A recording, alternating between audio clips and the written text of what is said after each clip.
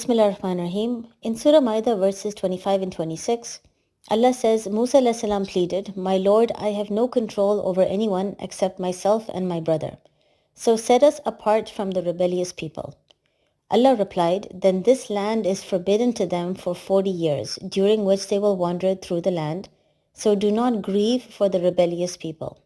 Now continuing on from the story of Musa alayhi salam and Bani Israel as mentioned in the previous episode, when the Israelites refused to do jihad and enter the promised land, Musa alayhi salam made a request to Allah. He stated that because he can only control himself and his brother Harun, he cannot force his nation. So he's saying, "Lord, please separate me from these rebellious people." In fact, the word "fafruq baynana" is similar to what Khizr alayhi salam said when Musa alayhi salam kept asking questions, even though he was told not to, as mentioned in Surah Kahf. In fact, in verse 78 of Surah Kahf, Khizr tells Musa alayhi salam that this is now the parting between us. And in that case, the same words in Arabic are being used.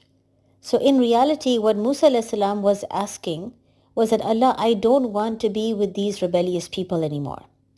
So set me apart from them, separate me from my nation."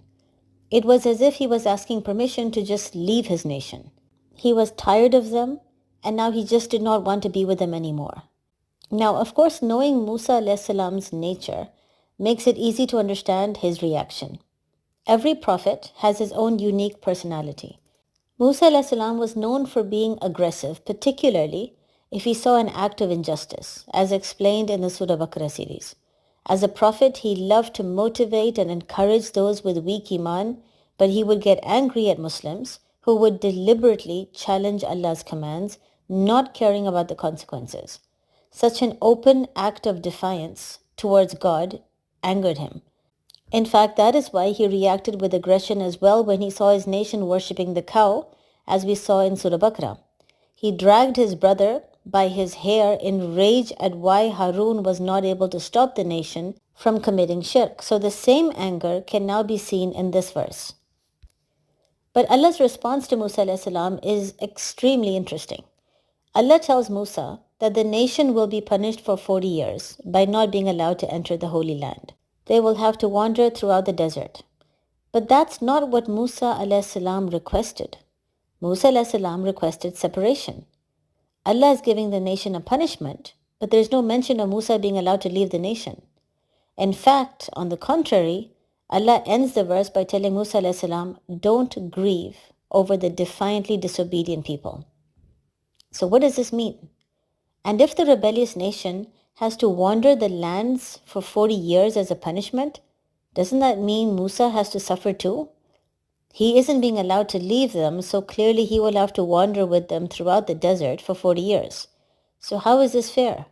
The lesson being taught to Musa alayhi salam was that yes, your nation is being rebellious and they are acting like cowards by refusing to fight in the cause of Allah.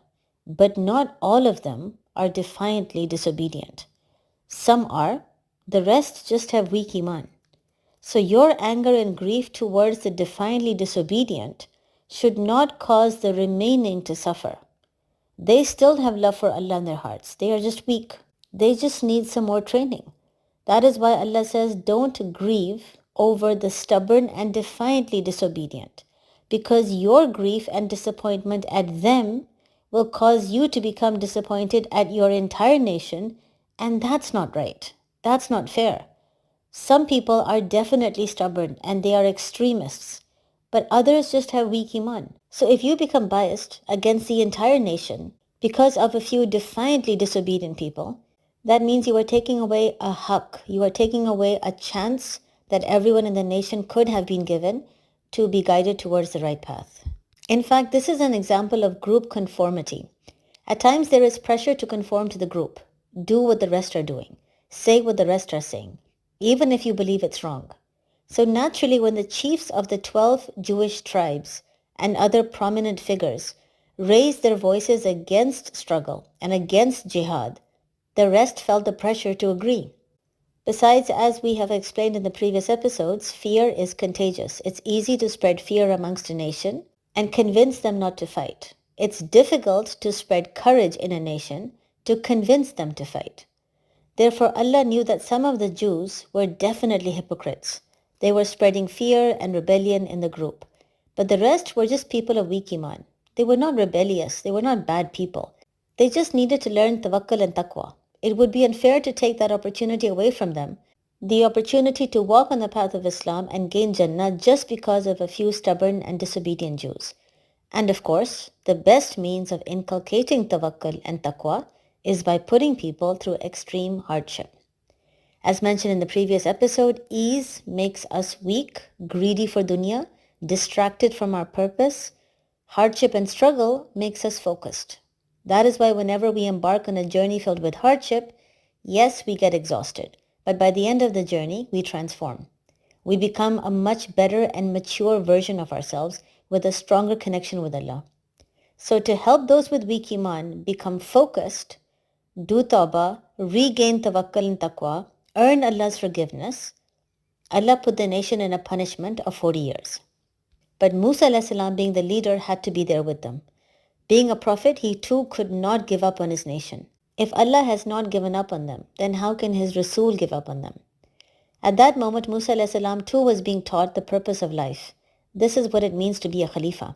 Fight and struggle for those who still have a chance at getting better and making it into Jannah. Don't judge. After all, was there not a time when Musa a.s. too was consumed with fear before he became a prophet? At that time, he wasn't a prophet, but he was still a Muslim. He did believe in one God. Yet despite all of that, was he not so afraid of death that he ran from his nation and his people for almost 8 to 10 years? So if he can transform himself from being scared of death and terrified of the Pharaoh to becoming fearless, strong and resilient, a leader who will do anything for Allah, why can't his people? Now, of course, given that these verses were revealed in Medina, they carried a strong message for the Prophet and for his companions. Just like Bani Israel, there will be hypocrites in the Muslim Ummah too. They will try and spread fear of jihad, fear of the Quraysh, fear of fighting, fear of taking over Makkah, fear of doing the right thing. And just like the ancient Israelites, many Muslims with weak iman will succumb to the pressure. They will feel the fear and they will make wrong choices. But learn to forgive and overlook, just as Allah mentioned in verse 13 of the same surah. Don't let your anger and grief over the defiantly disobedient Jews or munafiqs make you become rigid towards all Muslims or all Jews who are not stubborn, they are just confused. They need love and patience to transform. This is the same lesson that applies in fact to all of us. At times we get sick of people in our lives. We are consumed with rage and disappointment towards them to the extent that we don't want anything to do with them. And that disappointment and rage spills over to other people as well. Remember that if Allah is still keeping you in that situation, or if He is still keeping you in that environment, then there is a reason for it. It might be that while a few people are toxic, most are not. They're just confused. They have weak iman. They have their own fears and their own insecurities, their own complexes. They just need love and patience. They actually have a lot of good inside of them. Allah knows it, but we do not. And it is because of that good that Allah still wants to give them an opportunity to improve, do tawbah, and become better. And for that, perhaps, Allah has chosen you to be the wasila. Now, is it exhausting? Of course it is. But ease and comfort was never the purpose of life. The entire point of being a Khalifa was to understand Deen and spread it. If you have been given the immense gift of Hadayat and wisdom, which is a huge blessing, then there is something that Allah wants from you in exchange.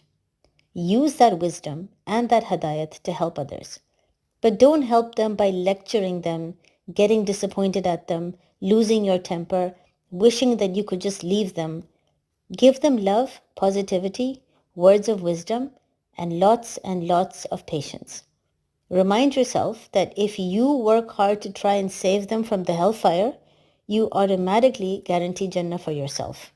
Even if they don't pay heed to your advice, even if they don't change, even if they don't listen, the fact that you are making that effort sincerely automatically helps you to get into Jannah. Therefore, just like the Muslims in Medina who just wanted to practice Islam peacefully in Medina, they were not interested in taking over Makkah or spreading Islam in Arabia. At times, we too just want peace and happiness. We don't want to deal with stress or anxiety or any kind of struggle. We don't want to go out of our comfort zone. Just do the basics, enjoy this life, and hopefully get into Jannah. But that attitude is not the attitude of a Muslim. It's the attitude of a hypocrite or a kafir. So remind yourself that the ancient Israelites would be instantly punished for their disobedience. Allah is still being lenient with us. He has withheld his punishment from us.